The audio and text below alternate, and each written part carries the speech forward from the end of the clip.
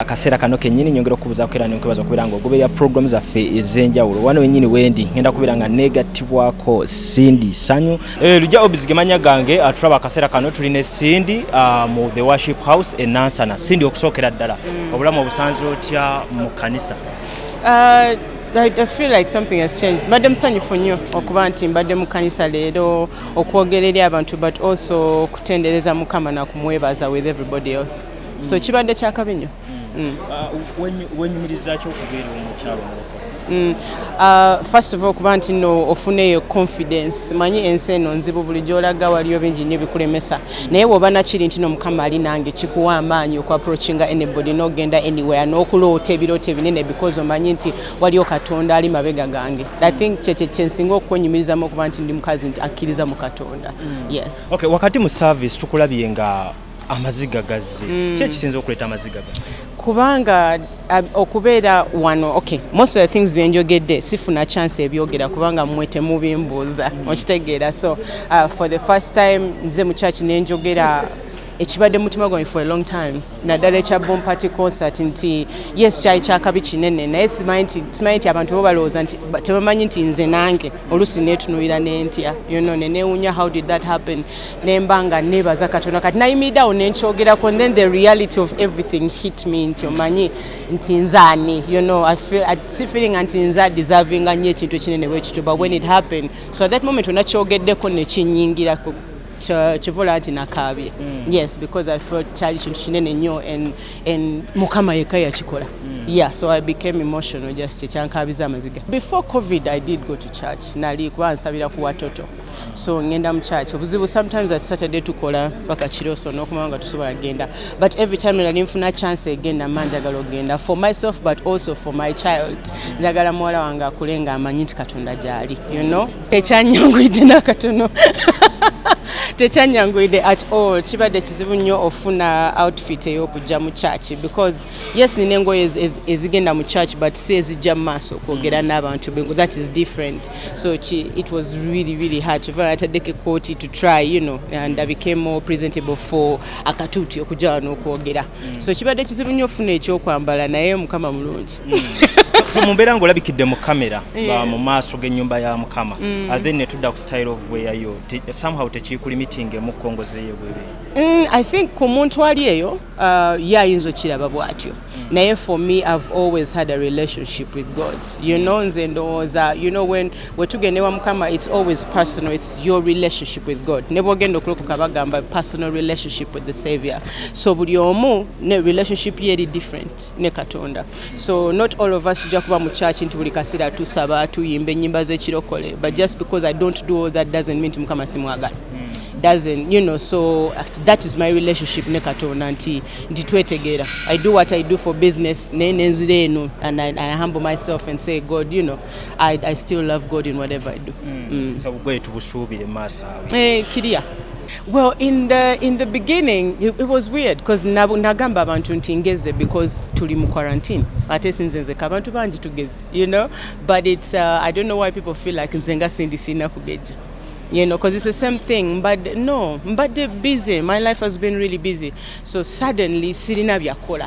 Online shows every once in months. So I don't really manyide nti bulijjo nina rehearsal, nina shows a band, show nina dance, nina every day I'm doing something. So my body was physically connected to that because nalingena ne mu gym because I needed the energy. Now right now, sina byankola so sigenda mu gym bazigala, I have no shows so I'm sitting and eating. So nengejam. Yes, nalingeza kugamba artist twetagokula industry yakyuka nti kateri business teringedda edda twayimbanga as it was like a charity thing nti omuntu bakuwayo kakuwaddeyo ng'osiima ng'okita but kati music industry eri business is worth billions so tewakyaliwo gambling tewakyaliwo kuyamba buyambi bantu omuntu akutunuliranga business tagenda kukuyamba nga talowooza nti ogenda tunda as a human being. So ba artist banji bajja ne bakaba nze na talent ne teri anyamba nombuza music aliwa nga taliwo mbuna muwandika ali mukapapulo kitegeera. So ne mbagamba muve ku ebyo they wano tewali jajawo mu industry. You know, there is nobody here to help you.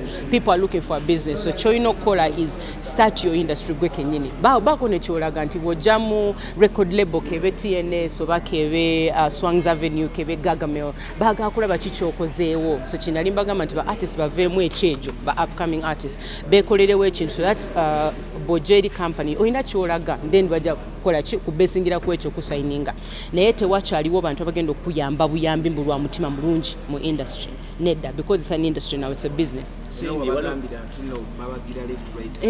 Kituufu. I mean abawala ennaku zino bakyonoonye.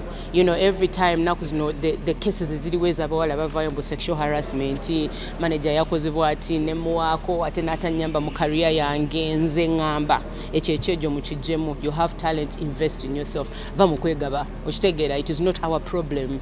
At the end of the day tuba twagala kuyamba naye the only way that we can minimize this is gwe kenyini wetandikirewo ekintu. Yes.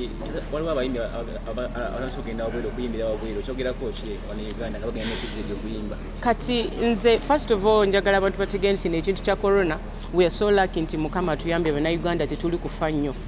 You know, as Africans, we're not dying so much as the Europeans and the Americans and the white people, but it does not mean the corona taliyo. Oshtegera. So we have to abide to certain rules and regulations for now. Simanyo bachiriterera, but for now, even as an artist, it doesn't matter. Sigwe wekenjala gweruma. Everybody, the street children, people are having a bad time. Some businesses have been closed. So you're not the only one. So gumidao, you know, we don't want you to become the problem. Tigwagendo tuletera corona kuve Tanzania kubanga gwe uliranga nga gwe injala yakulumyenyo. You understand? So my problem is that even if you want to do business, be responsible. It's a national problem. It's not just an industry problem or your problem to inamere. Uganda, you're not inamere. But do not become our problem and no later override into the country. So I don't support artists doing, because it's illegal. That's the problem. It's amazing to get no sentezo, but don't get into illegal problems because you want to make money. It's not worth it. HR Vice President, I'm still sinking into it. I did not apply for it, campaigning just by artists, you know, they singled me out and never position a Vice President. So right now, the President, ne team, you know, what my responsibilities are to planning up a press conference so that by that time, mani what I'm supposed to do, But that's the thing we're planning. As the cabinet, we are sitting down and talking about a day that we can get and do this. Nga watch mind to lockdown and even to binji, you know. A lot of people are now busy bakola bidala, bafama, bachibatanse obduka. So it's hard to put people together. This week we should be able to get a date, a press conference. I was just called and they said, oh, artists in Uma have actually nominated you. The majority of artists were nominated to Agala Cindy Avere Vice. So that is how I joined the race and, you know, I ended up being voted into being the vice president. But I don't think it's unfair. Boba artists was anti I can represent and right now I don't know what it means to be a vice president. I'm listening to the president, who is Waiki Bender, and the whole team with Bushington and everyone, and trying to get to know what my roles are. So well, we have Fenna, Tulimchino Fenna, Wachtegate. I have a promoter, they've lost money enough about artists, Chechim. And I feel like if we stand together as one voice, we might get help. You know, if we don't get help, we need to be patient as a whole team. Tuino tandiko kuloza ku plan B. Chizibu nyo for a lot of artists na dalanze. Mbade mu plan enga yeyo since 2005, you know, in Blue 3. So nange si changu. But I think as artists, you know, tula wansi tuloza. Vato so atunda chapati. Funo omuntu omusasule yakolechi. Atunde chapati go kwate chikumi. Naye bwe tunabere nga tulinze just one thing, which is the music industry, we're going to become desperate.